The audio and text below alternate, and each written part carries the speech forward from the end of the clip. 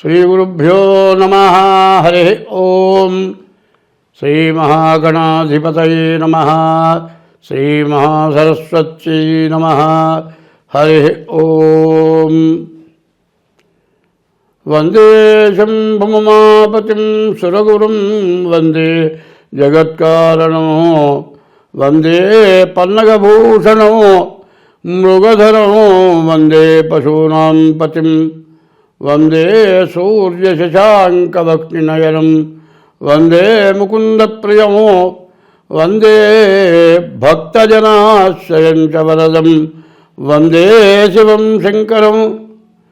క్షోణితలంబునన్నెన్నొదురు శోకగమృక్కిముతింతు సైకతశ్రేణికి జంచరీక సైభవ సుందరవేణికి రక్షితామరశ్రేణికి దోజజాత భవ చిత్తవశీకరణైక వాణికి అక్షదామ సుఖవాదిజ పుస్తుకరమ్యపానికి.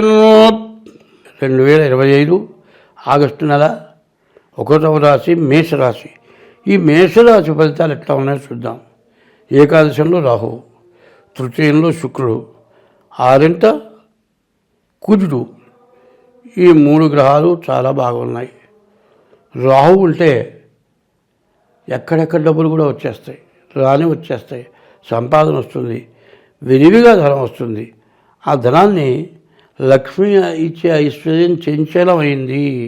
నీవు చంచల బుద్ధి లేకుండా ఆ డబ్బుతోటి బంగారమో ఇల్లు దానికి తప్పితే రెండోది పెట్టొద్దు అని చెబుతున్నా. ఎందుకంటే శాశ్వతంగా ఉండేది, ఎప్పుడు ధర పెరిగేది. అదే పందిరి మంచాలు లేకపోతే సోఫాలు మరి ఫ్యాన్సీ ఐటమ్స్ కొంటే కొన్న తర్వాత 10 రూపాయలు కూడా కొనరు. అటువంటి వాటికి కాకుండా ఐశ్వర్యం ఇచ్చేది లక్ష్మి అంటే ఆ చంచలంగా ఉండకుండా ఉండాలంటే, నీకు శాశ్వతంగా లక్ష్మి కావాలంటే బంగారం కొనుక్కోండి, ఇల్లు కొనుక్కోండి, ఇంటి స్థలాలు కొనుక్కోండి. అప్పుడు మీకు ఈ నెలలో తెచ్చిన ఆ డబ్బుతో మీరు అట్లా కొనుక్కుంటే మీకు శాశ్వతంగా ఉంటుంది. కాదండి అప్పు చేసుకున్నా కూడా మీకు బాగుంటుంది. ఎందుకంటే రాహు బాగున్నాడు కాబట్టి మీరు అప్పు చేసినా మీకు అప్పు తీరుతుంది. శుక్రుడు బాగున్నాడు, వివాహం కావాల్సిన వాళ్ళకి వివాహం అవటానికి, మరి ఉద్యోగరీత్యా విదేశాలకు వెళ్ళేవాళ్ళకి కూడా బాగుంది. కుజుడు 6ంట ఉన్నాడు. దీనివల్ల భూమి కొనుక్కుంటే మీకు చాలా మంచి అనుగ్రహం రాహువు మరి కుజుడు వల్ల మీకు అన్ని విధాలా సిద్ధిస్తుంది. కాబట్టి ఈ మేషరాశి వాళ్ళు ఈ విధంగా చేయటమే కాక మరి బాగా లేని గ్రహాలు ఉన్నాయి. శని, గురువు, శుక్రుడు, రవి, కేతువు. చూడండి, ఎన్ని గ్రహాలు? 1, 2, 3, 4, 5. 3 గ్రహాలు బాగున్నాయి, 5 గ్రహాలు బాగాలేవు. ఇప్పుడు నేను చెబుతోంది రాశి ఫలితాలే కాబట్టి జన్మ లగ్న రీత్యా ఇది గోచారం అంటారు, అది గ్రహచారం. గోచారం 25 వంతులు, గ్రహచారం 75 వంతులు వస్తుంది. ఇది బాగున్నది కదా, అక్కడ కూడా బాగుందో లేదో చూసుకొని ఏదైనా గ్రహాలు బాగున్న వాటికి తగినటువంటి పూజలు చేసుకుంటే మీకు అన్ని విధాలా బాగుంటుంది. ఈ మేషరాశికి మేష వృశ్చికో భూమ, కుజుడు అధిపతి. ఈ కుజుడు అధిపతి కావటమే కాక ఈ రాశికి రాహుకేతువుల మధ్యలో గ్రహాలు పడ్డాయి. ఈ రాహుకేతువుల మధ్యలో గ్రహాలు పట్టడమే కాక కుజదోషం కూడా ఉంది. దీనివల్ల మరి వివాహం కావడానికి కూడా సమయం బాగానే ఉంది. శుక్రుడు బాగున్నాడు కాబట్టి వివాహం అవుతుంది. కానీ వివాహం చేసుకునేటప్పుడు మరి పిల్ల జాతకం పూర్తిగా చూడాలి. చాలామంది ఏం చేస్తున్నారు, ఆడపిల్లలు దొరకటం లేదు. ఎంతో వెతికి వేసారన్నా కూడా మరి ఇష్టపడటం లేదు ఆడపిల్లలు. మరి వాళ్ళు పిల్లలు ఇష్టపడకపోవటాన ఎన్నో తిరిగి విసుగుట్టి ఏదో సంబంధం కుదరంగానే ఎట్లా కొట్టా పెళ్లి చేద్దామనుకుంటారు. అట్లా కాదు. ఎందుకంటే మనం చేసేది శాశ్వతంగా ఉండేది. ఇప్పుడు ఇల్లు కడుతున్నామండి, పునాది గట్టిగా ఉండి ఇల్లు కడితే పర్వాలే, పునాది లేకుండా పైన కడితే ఎన్నాళ్ళు ఉంటుంది ఇల్లు. అట్లాగే వివాహం సక్రమంగా జరగాలి అంటే ఏం చేయాలి? ముందు అమ్మాయి జాతకం, అబ్బాయి జాతకం 2 రకాలుగా చూడాలి.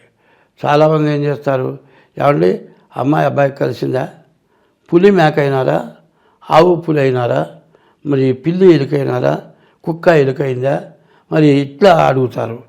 ఇది కాదు తెలియాల్సింది. షష్టాష్టకాలు అని ఉంది. వీళ్ళ రాశి దగ్గర నుంచి అమ్మాయి రాశి దగ్గర నుంచి పెళ్లి కొడుకు రాశికి వచ్చేప్పటికి 8 నాకు సంఖ్య వస్తుంది. మళ్ళీ 8వ రాశి నుంచి మళ్ళీ వెనక్కి ముందుకు వచ్చేప్పటికల్లా అమ్మాయి రాశికి వచ్చేప్పుడు 6 వస్తుంది. 6, 8 అవి షష్టాష్టకాలు అంటారు. ఆ షష్టాష్టకాలు కలిస్తే పెళ్ళయిన తర్వాత వాళ్ళిద్దరూ కలిసి ఉండలేరు. దొరకలేదు కదా అని తొందరపడి చేయటం కాదు. పెళ్ళి చేయాలంటే ఎవరిని పడితే వాళ్ళని అడిగి ఏదో అనుకొని అట్లా చేయటం కాదు. పూర్తిగా కాస్త జ్యోతిష్యం తెలిసిన వాళ్ళ దగ్గరికి వెళ్ళి జాగ్రత్తగా చూపించుకొని కలిసిందంటేనే పెళ్లి చేయాలి. అట్లా కాకపోతే పెళ్ళి కాకముందు కంటే పెళ్ళైన తర్వాత చాలా ఇబ్బందులు పడుతున్నారు. కాబట్టి వివాహం చేసుకుంటానికి కూడా మంచి రోజులే, కానీ జాగ్రత్తగా తెలుసుకొని ఒకళ్ళు నాకు ఫోన్ చేస్తారు, ఏమండి మా అమ్మాయి అబ్బాయి జాతకం పెళ్ళి కలిసిందో లేదో చూడండి. ఒక మాట చెబుతారు చాలు. ఒక మాట ఏం చెప్తారు?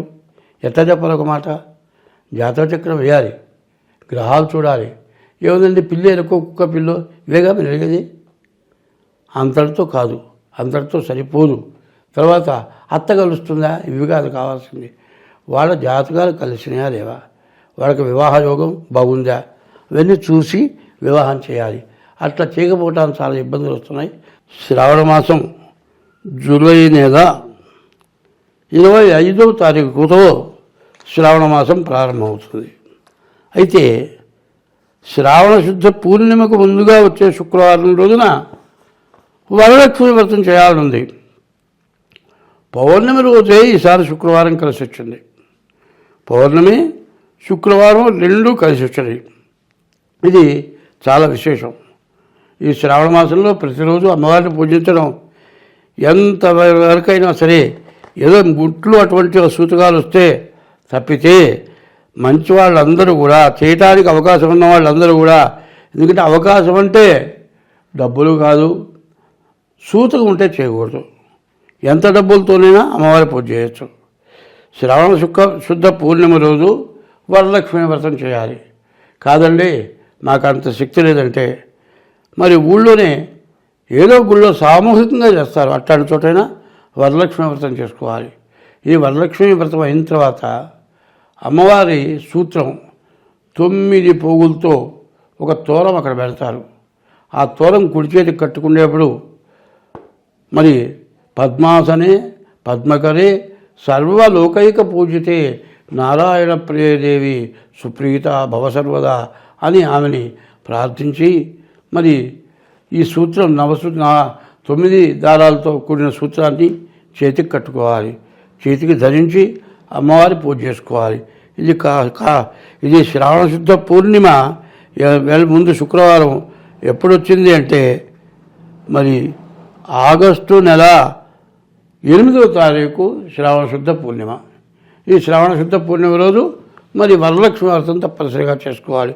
అదే కాదండి, అమ్మవారు ఇచ్చేది కూడా కాదు, ఐశ్వర్యం అంటే ఈశ్వరుడు ఇచ్చేది కూడా ఐశ్వర్యమే. కాబట్టి శ్రావణ మాసంలో ఈశ్వరుడికి ప్రతిరోజు కూడా మరి శ్రావణ మాసం ప్రారంభం నుంచి చివరి వరకు కూడా మరి ఈశ్వరుడికి అభిషేకం చేసుకోవటం, గుళ్ళో అభిషేకం చేసే టైంకు వెళ్ళటం, మారేడు దాలు తీసుకెళ్ళి దేవుడికి ఇవ్వండి. ఆ అభిషేకం మీ చేతనైతే డబ్బులు కట్టి అభిషేకం చేయించుకోండి. అట్లా కాకపోతే కనీసం పూలు ఇచ్చి అభిషేకం దాకా ఉండి తీర్థం తీసుకోండి.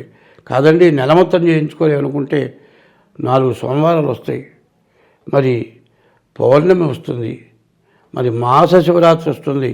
ఈ 6 రోజుల్లో కూడా తప్పనిసరిగా ఈశ్వరుడికి అభిషేకం చేసుకోండి. మరి శ్రావణ శుద్ధ చతుర్దశి రోజున వరలక్ష్మి వ్రతం చేసుకోండి. ఈ సంవత్సరం మీరంతా సుఖంగా ధనధాన్య అభివృద్ధి కలిగి లక్ష్మీ వల్ల అనుగ్రహం కలిగి వరలక్ష్మి వ్రతం చేసుకున్న వాళ్ళు అంతా సుఖ సంతోషాలతో ఉంటారు. స్వస్తి.